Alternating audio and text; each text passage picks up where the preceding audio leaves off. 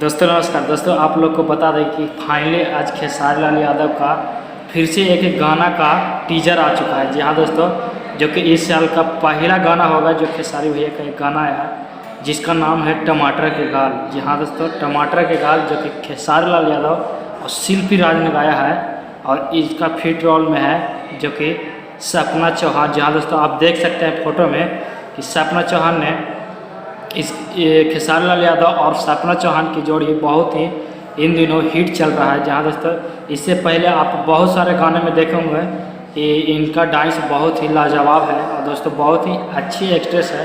और दोस्तों आप लोग को बता दें कि इस गाना को लिखे हैं जो कि विजय चौहान।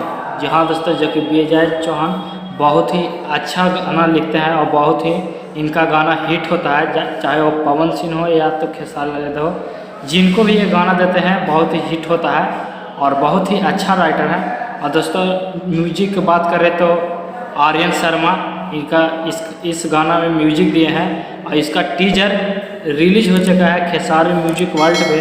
अगर अभी तक आप इस टीजर को नहीं देखे हैं तो खेसारी म्यूजिक वर्ल्ड पर जाइए और बहुत ही ब्लॉकबस्टर ये गाना होने वाला है। जहाँ दोस्तों और कल आपको 6 बजे के लमसम में आपको यह गाना आप लोग को खेसारी म्यूजिक वर्ल्ड पर देखने के लिए मिलेगा।